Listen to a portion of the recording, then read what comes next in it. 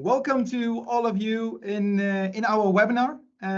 First, let me introduce myself. I'm Ivo Ehrens. I'm CEO of the SDS Factory, and we are a full-service safety data sheet authoring company from the Netherlands, Europe, but we also provide safety data sheet authoring services for the US, Canada, and all of Asian Pacific.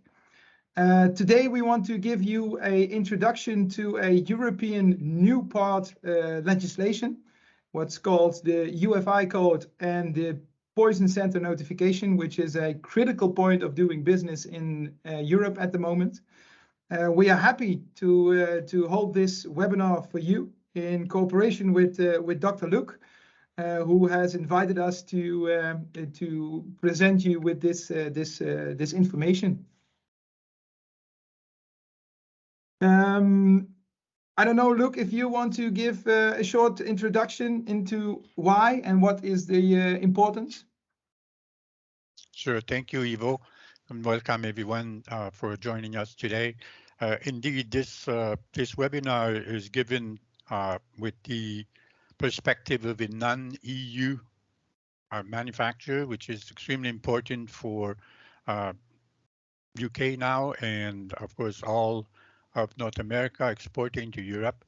So this is why I thought it would be a good idea to present the regulations, the requirement, but really from that perspective, because it involves the old cycle of putting a product on the market, starting with writing the safety data sheet and then getting the UFR and then creating the PCN and file it, etc., etc. So this is really how we approach that webinar today, and we're hoping that you will come back to us and use our services to do so, because what you should conclude is that doing all of these steps at the same place with the same provider is saving you lots of money. Thank you again for the collaboration. Thank you, Luc. I think it's time to all show you what we have bound together for you in this webinar. The webinar will be done by Mieke. Mieke is a specialist in the UFI code and the poison center notification itself. She will explain to you how it works, and especially from a non-EU supplier's perspective, what are the possibilities, what are the pitfalls, etc. In case of questions, please put them in the chat room. As the webinar will be recorded, we want to keep the presentation as clean as possible, but we will answer your questions at the end of the webinar. Mieke, it's up to you. Thank you, Ivo. Well, again, welcome everybody. As Ivo already said, I am his colleague, and I have specialized in the past few years in PCN notifications, UFI code, and all the related legislation that comes with that. And I want to tell you something about that today, because as a non-EU supplier, it's a very complex story, and it's very hard to know what you have to live up to bring your products to market in the European Union.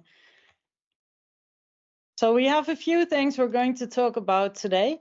I'm going to explain the legislation itself, tell you what you have to do if you have to do a poison center notification, about the notification itself and what obligations you have as a non-EU entity.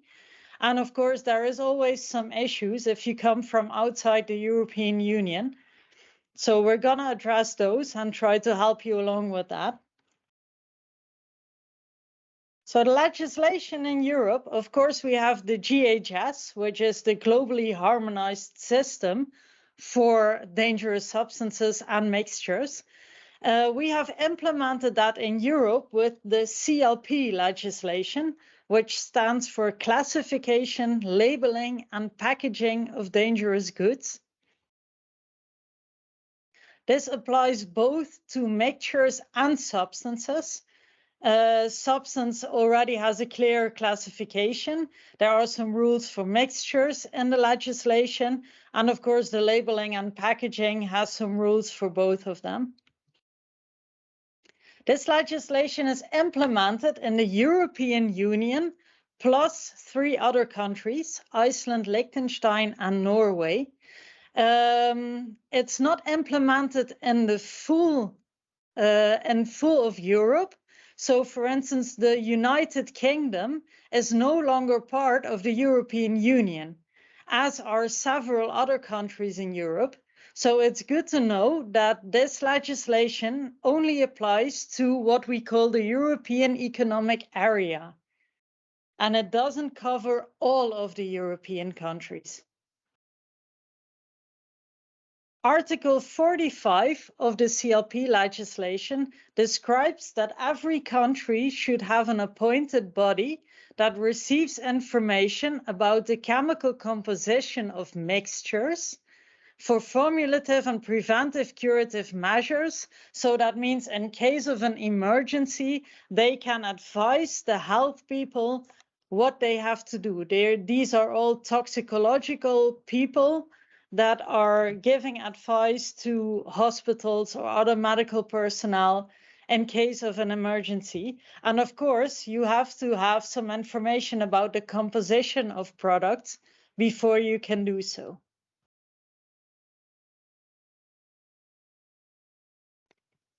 CLP has a new annex, Annex 8, which came into force about 2 years ago. And Annex 8 talks about a new way of notifying products with the poison centers. ECHA, the European Chemical Association, created a portal, a central portal to do PCN, poison center notifications. And that would be very easy. They have one format in which you can notify products in each of the different countries. So it's no longer that every country has his own rules, his own legislations about what information you have to send. There is one format which you can use for every country. There is no central European database. That is very important to know. You still have to notify in each country that you bring your products to market. So that is quite unfortunate. But sadly, the poison centers have decided this way, that they want their own notification. So in the portal, there is an option that you can tell which countries you want to notify your product. And the notification only goes to those specific countries. There is no possibility for another country to have contact with countries that already received the notification to ask for information.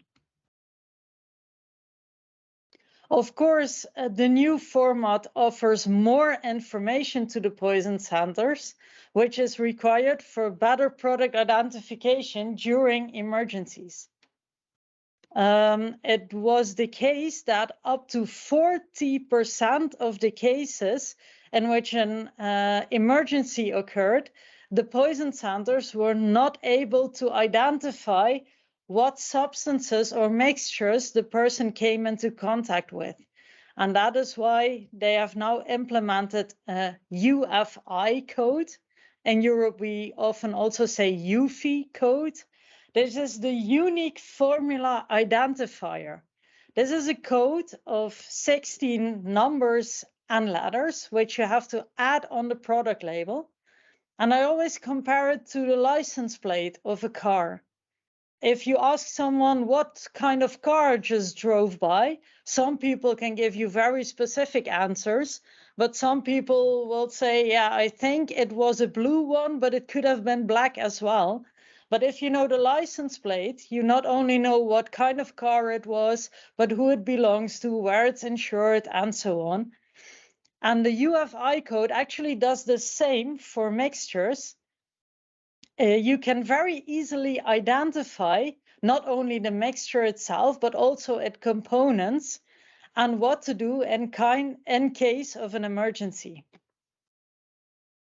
And of course, the UFI code is only required for mixtures because substances can be identified by either a CAS or EC number. And these also have to be added on the product label. The poison center notification, if you're going to notify products, that requires quite a lot of information at this point.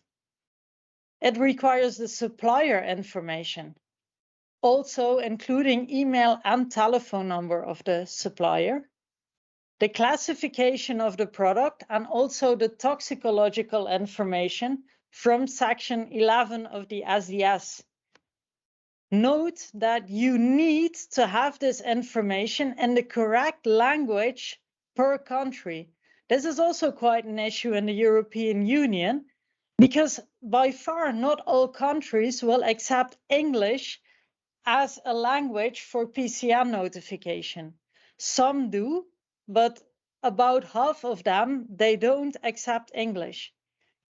For an SDS, it even goes a bit further. The SDS always must be set up in the official language of the country.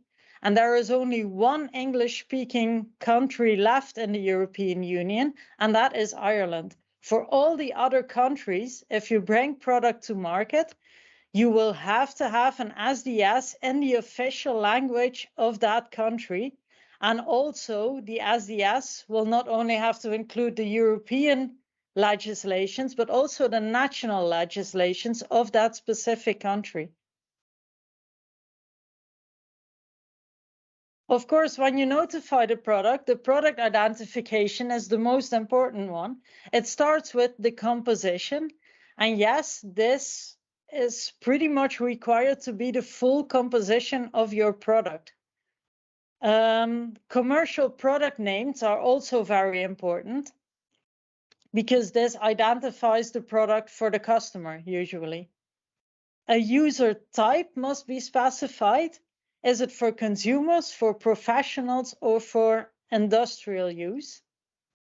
Physical state, color, and pH are 3 things that are required.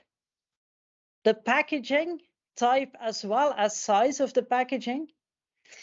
The UPCS code, this is a new thing that the poison centers came up with. It's a European product categorization system. And this is actually nothing more than a code that you check the main intended use of your product. And the poison centers use this for statistical reasons to see what kind of products cause which type of incidents. For instance, the wash tabs that we now have, the little balls that contain detergents, which you can use to do laundry, and many kids mistake them for treats and eat them. And now it's very easy to identify which types of products cause that type of incident. And then, of course, if you notify your product, you also have to notify the UFI code that goes with your product. Well, this information, of course, is very useful, but it might just happen that you're going to change something about your composition of the product, that there is an update on toxicological information, that you now make your products in different colors, that you change the packaging type or size. So sometimes it requires an update of this PCN notification. What I forgot to tell, it's good that it pops up, the dossier that you make is a very complex format. It's an I6Z format. And the preparation requires the prep in the portal or a system-to-system connection. This is not something that you can just do and make a Word document or a PDF out of it. If you want to notify in the portal, that requires this specific type of format. And this is a very complex format that contains a lot of information. It's not easy to set up. If you are quite prepared person who's used to doing this, it'll take you about an hour and a half per product to put together this dossier and put the right information in the right place. So keep that in mind, that it takes a lot of work, especially the first time. Updates might require a little bit less work because the dossier is already existing and you will only have to update it. Every change in composition every change in information other than composition would require an update of the dossier.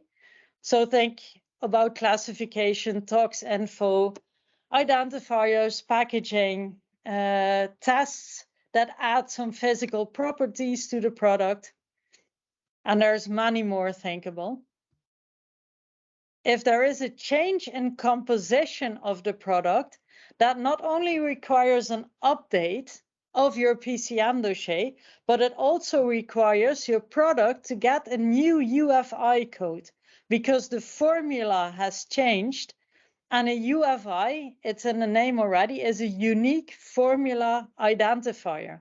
So if the formula changes, your UFI also has to change, which has then, again, consequences for instance, the labeling of your product.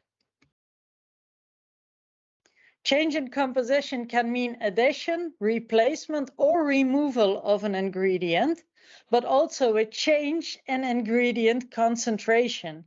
There are only very narrow ranges of concentrations that you can shift without the UFI code needing to be updated.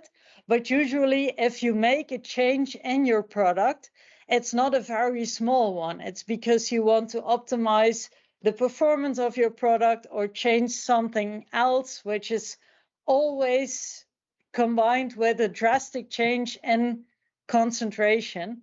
So that usually requires a new UFI code. Now, how does that work? A PCN notification for non-EU entities. Because the first thing we already that most people start with, a non-EU supplier has no legal responsibility for a poison center notification in the European Union. It's the EU importer or distributor that is the duty holder for the poison center notification. So you would wonder, why are we giving the webinar? I'm just gonna put this in the hands of my EU distributor and I'm done. But then the issue arises, composition. That's usually confidential. You don't want your distributor to know what is in your product. And that gives a big issue, how to handle that. The solution for that is a voluntary PCN submission by the non-EU supplier to protect the composition. And how does that work? The non-EU supplier gives the composition to the poison center and links that to its own UFI code. The distributor then accepts the product in EU and will do a poison center notification.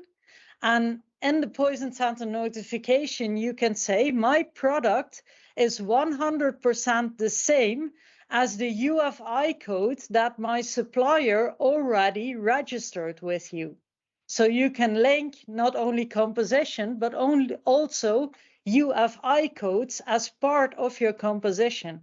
And this means that your EU distributor can do a full PCN notification without having to know the full composition, because that is still confidential. As said, the EU entity can refer to the supplier's UFI code, and this is really a big advantage. And of course, the appointed bodies, the poison centers, they have to keep all the information about composition. They have to treat that confidentially. They cannot say anything about composition. It's also not about that if they do a health response, if someone calls them in case of emergency.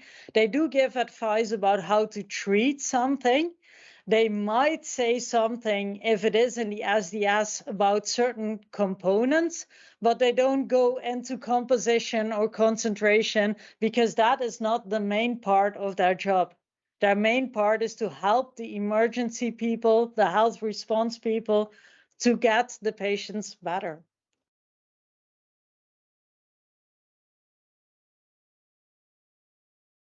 There are, of course, some issues that you will run into if you're going to do a poison center notification if you're a non-EU supplier, because PCN can only be done by an EU legal entity. So you cannot do it yourself. You always have to have a company's EU department. Some companies do have that. Or you have to include an external EU entity or consultant. Like, for instance, the SDS factory. This is part of what we do. We can do a voluntary submission for non-EU suppliers.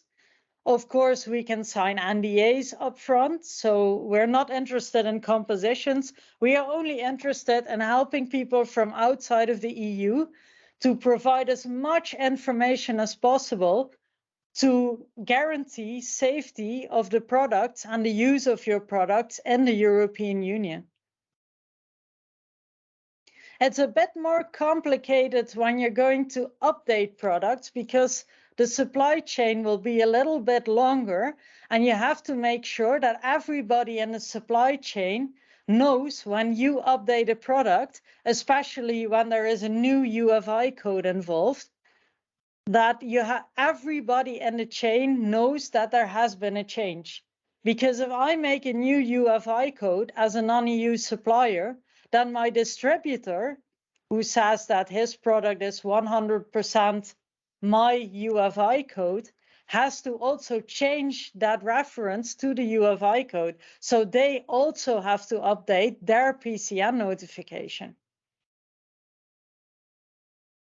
And of course, what I addressed already before, if you're coming to EU, you have to keep in mind that the safety data sheet has to be country specific in language, but also in national legislation, because way more than in US, every country in the EU has additional legislations which have to be mentioned in the safety data sheet. And the label, of course, it must contain the UFI code, and it must also be on the product in at least the language of the country where you sell your product. If you sell the product in more than one country, or it doesn't have to be sell, but at least bring to market, then you have to have a product label in all those different languages, or you have to make different batches for each country with one country-specific label. But this is something to really keep in mind if you come to the European market, to the EU market.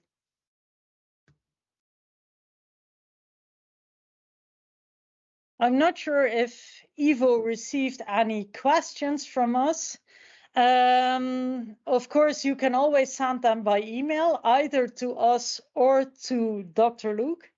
And yeah, we have some services that we can help you with. And that is why we gave this webinar, to specify what the issues are and how we as an EU legal entity could help you along to bring your products to market in a correct way. I can imagine that it's difficult to type if there is a presentation running. I don't know, Luc, if you have something to add to the presentation at this point.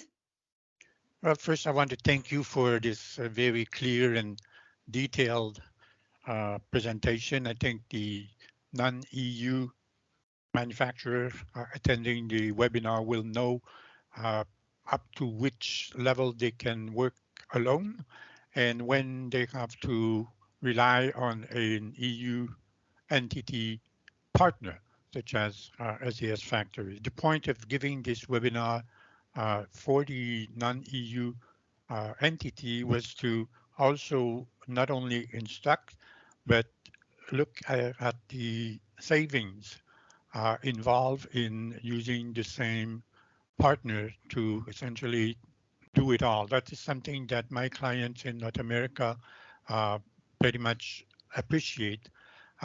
If you write your own safety data sheet, if you have these written by a service, when you're going to go to SDS Factory for the UFI and the PCN, these people do not have your product information. So they will have to re-enter all of that to generate the UFI and the PCN, which will cost you essentially the same.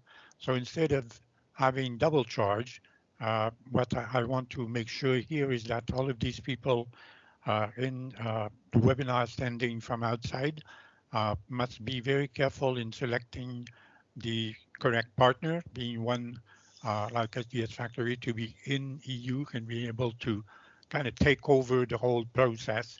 Of course, SDS Factory can issue SDSs in the language in the country specifically. So by doing that, they can get not only your UFI, but your PCN specifically created. So that's a message that I want to carry over to participants. This is what we will also add very specifically when we will put this recorded webinar on LinkedIn, so people can listen and understand that if they want to save and not paying double, they should make sure that they contact us and making sure that they have the total service. Yeah, it's just to elaborate on that, it's a real new aspect in European legislation. As up till beginning last year, there was no need for that UFI code to be registered at a central space, which meant that a safety data sheet based on European regulation was enough to get on the market in the EU. Now with this UFI and PCN notification, there is a real need to also notify these products before getting on the market, because checking and inspections are done regularly and can be done pretty easily, because if the product doesn't contain a UFI code, it is wrong. There you have a lag in regulatory compliance in the EU. And this is an aspect that has broadened up, pretty much lately. If I may, Ivo and Mika, the whole UFI and PCN are due for or are mandatory for products that are hazardous for the human health and physical hazard. I don't think if they are only hazardous for the environment that this will be required, right? That is indeed correct. Yeah. I did not specify too much in detail in this presentation, but indeed products that are classified for health and for physical hazards. So that means H200 or H300 sentences, they have to be notified. If they are only classified for instance, environment, or other sentences that are not based on GHS, for instance, the EUH sentences, if you come to Europe, or the HNOC sentences that are required in US sometimes. Products like that do not have to be mandatory notified, but of course you can always do a voluntary submission. That might sometimes come in handy, because then also the poison centers know that your product is not classified, at least not for health or physical hazards. Yeah. There is a small complication because, as you know, we have a lot of countries on a very small area here in Europe, and all those countries have different ideas about how to deal with chemicals. So we already know that there are a couple of countries which have specific needs. For instance, in Spain, we know that for detergents, especially detergents for consumer market, also need to have a notification at the poison center, no matter what classification it has. The same also goes for a couple of countries when it comes to biocides or algicides or crop protection or whatever. We already know that a couple of countries need to have a UFI code and a PCN, a poison center notification for those specific products without even having a classification of their own. So this is just a broad perspective of what the PCN notification is, how it can be dealt with from a non-EU supplier's perspective. But there are always, as you already know, also for the North American market, always those tiny bits that make it interesting. Yeah. So we have it's one always good to have your products checked. Yeah. If you're not sure, if you have any kind of doubt, or maybe just in any case, like, hey, I have this kind of product and I would like to bring them to market in Europe. Do I have to take into account this UFI code, the PCN, or anything else? And maybe that's even country specific. So for Spain, yes, but for the Netherlands, no. And for France, you have to take into account some other things. Yeah. And that's always something that we can help with. So if there are specific questions about that, then please contact us and we can always help you along. We have one question in the chat. If you import a mixture for own use and not place it on the market, is there also a UFI PCN necessary? If it is just for own use, but that would mean that you can only ship it to your own country, then if you are going to use it in as a pre-mixture or something else, then it would not be required to register that. But then it has to be used and it doesn't have to come into market in any other way. For instance, if you transport it to Europe and you store it in an external location, then no, you don't have to register the product. But what you also have to take in mind, the possibility that something could happen on your production site, and then people don't know exactly what is in the product. So depending on the type of product, it could be recommendable to notify the product so that at least poison centers know what is in the product and what to do in case of an emergency. Yeah, putting on the market is also a definition which is broadly discussed within the EU.